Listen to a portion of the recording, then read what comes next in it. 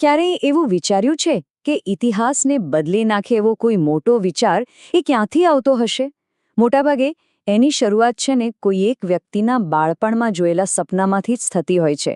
તો ચાલો આજે આપણે એવી જ એક સફર પર નીકળીએ જ્યાં એક નાનકડું સપનું એક વિશાળ સામ્રાજ્યનો પાયો બની ગયો. આપણે વાત કરી રહ્યા છીએ 1630ની સહ્યાદ્રીના પહાડોની. ત્યાં એક એવું બાળક ઉછરી રહ્યું હતું જેનું ભવિષ્ય આખા ઇતિહાસને બદલી નાખવાનું હતું. અને અહીંથી જ શરૂ થાય છે બાળ શિવાજીની ગાથા. તો સવાલ એ થાય કે આ નાનકડા બાળકમાં એવું તે શું હતું, શું ખાસ હતું જેણે તેમને ઇતિહાસના મહાનાયક બનાવી દીધા? ચાલો આપણે એ ગુણોને જોઈએ જે જાણે કુદરતી રીતે જ એમનામાં નાનપણથી જ હતા. અને જો આ ખાલી કહેવાની વાત નથી. ઇતિહાસના પાના પણ એ વાતની સાક્ષી પૂરે છે કે સાહસ અને દેશભક્તિ એ તો એમના વ્યક્તિત્વનો પાયો જ હતા. જાણે કે આ ગુણો એમના લોહીમાં જ વણાયેલા હતા. એમના મિત્રો સાથે તલવારબાજી કરવી કે પછી કિલ્લા જીતવાની રમતો રમવી, આ બધું તમને કહો ખાલી બાળપણની રમતો નથી. ના, આ તો એક બહુ મોટા ઇતિહાસને બદલી નાખે એવા મિશનની જાણે કે અજાણતા જ એક તૈયારી હતી. એક એવી તૈયારી જેમના આખા જીવનને એક નવી દિશા આપવાની હતી.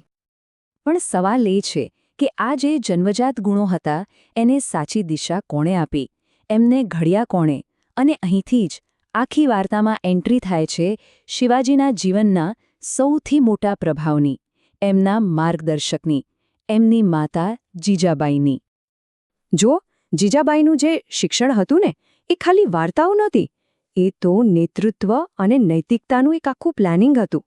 એ રામાયણ અને મહાભારતની વાતો કહીને શિવાજીના મનમાં સ્વમાન, સાચો ન્યાય અને આઝાદીના બીજ રોપી રહ્યા હતા. તો જીજાબાઈના શિક્ષણના મુખ્ય 3 પાયા હતા એમ કહી શકાય. પહેલું ધર્મ એટલે કે હંમેશા સાચા અને નૈતિક રસ્તા પર ચાલવું. બીજું ન્યાય એટલે કે કોઈપણ જાતના ભેદભાવ વગર બધા માટે સમાનતા.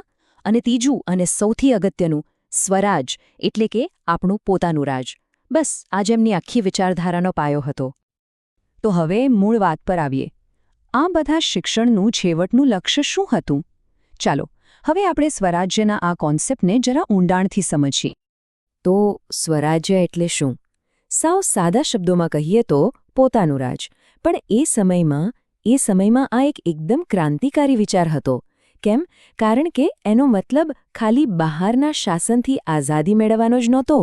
એનો અર્થ હતો એક એવું શાસન બનાવવું જ્યાં ન્યાય હોય, આપણી સંસ્કૃતિનું માન હોય અને આપણી પરંપરાઓ સચવાય.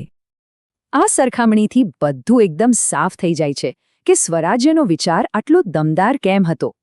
જુઓ, એક બાજુ હતી ગુલામી અને શોષણ અને બીજી બાજુ હતું સાર્વભૌમત્વ, ન્યાય અને પોતાની સંસ્કૃતિને બચાવવાનું વચન. એટલે જ આ લડાઈ ખાલી સત્તા માટેની નહોતી, આ તો એક વિચારની લડાઈ હતી. અને અહીં એક મોટો સવાલ ઊભો થાય છે. શું એક માએ પોતાના દીકરાને આપેલા સંસ્કાર એટલા શક્તિશાળી હોઈ શકે કે એ એક આખા સામ્રાજ્યનો પાયો બની જાય? અને જવાબ છે હા. ઇતિહાસ પોતે આ વાતનો સાક્ષી છે. અને શિવાજી મહારાજનું જીવન તો એનું જીવંત ઉદાહરણ છે. બસ આ જ હતું એ સપનું. ખાલી એક રાજ્ય જીતવાલું સપનું નહીં, પણ સ્વરાજ્ય સ્થાપિત કરવાલું સપનું. એક એવો વિચાર જેણે એક બાળકને છત્રપતિ બનાવ્યો અને ઇતિહાસનો આખો પ્રવાહ હંમેશા માટે બદલી નાખ્યો.